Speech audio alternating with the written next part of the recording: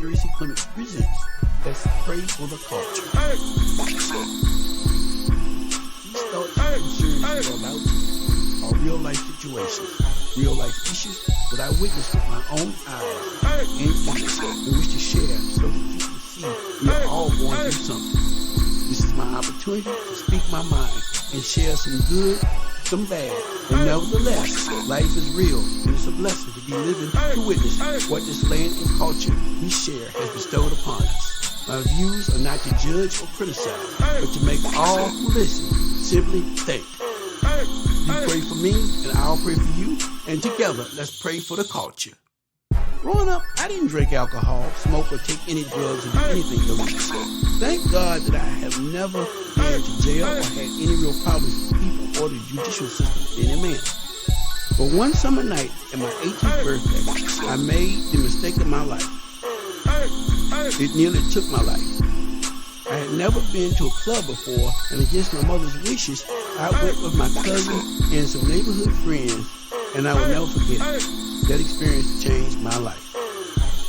I was fascinated with the TV show Soul Train and watching the women dance and be all sexual and gyrate and all that stuff, and I wanted to experience that. All kids experiment with sex and maybe drugs or something sooner or later, and trying to learn about the opposite sex. Wow, that just blew my mind. I wanted to know just what it really felt like to go to a club and mingle with what I thought were real women. And what you experience, sometimes you like it, and it changes you. But I was just too careful. I just remembered my mother standing over me with that evil eye, and I never did anything wrong. So I decided to go seek out my first club experience. I'll never forget it. My mom pleaded with me, "Gary, don't go, stay at home tonight." But I just had to go check things out.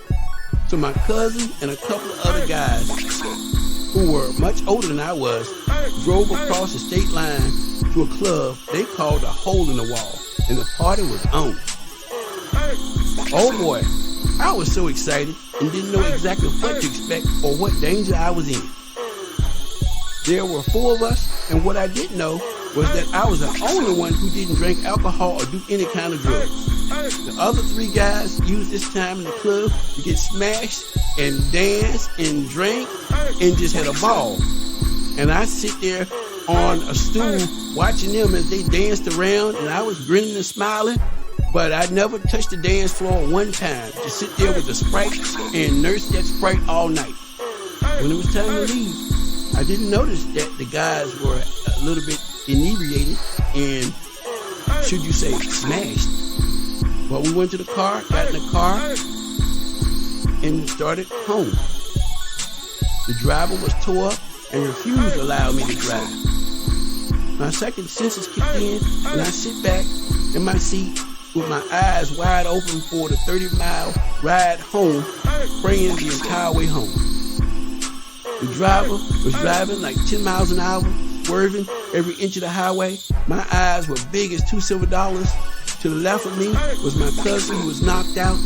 The passenger in the front seat was asleep and drunk.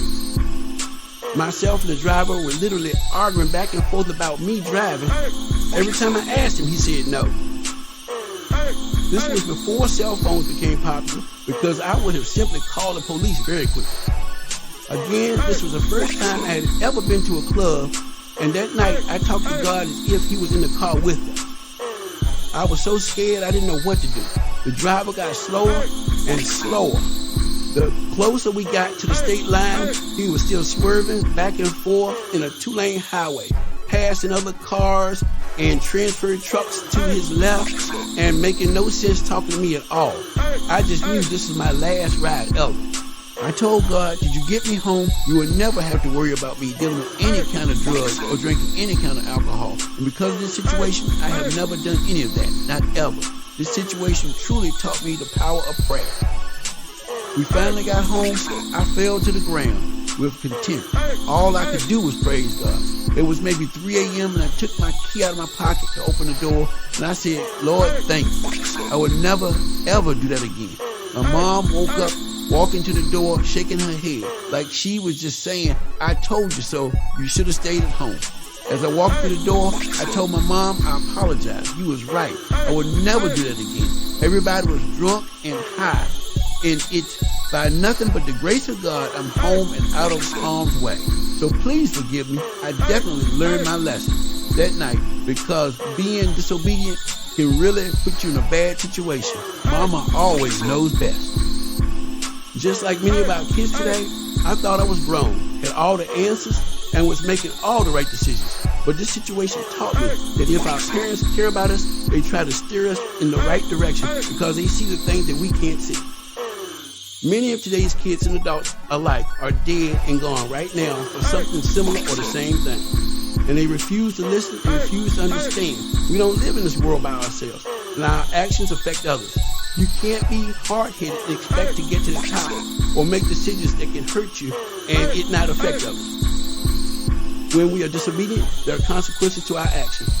And one way or the other, you will pay for your bad decisions. So again, as I pray for you, you pray for me. And together, please join me and let's pray for the culture. C.Clement presents the culture. It's all about the culture. The culture. Join me and let's pray for the culture.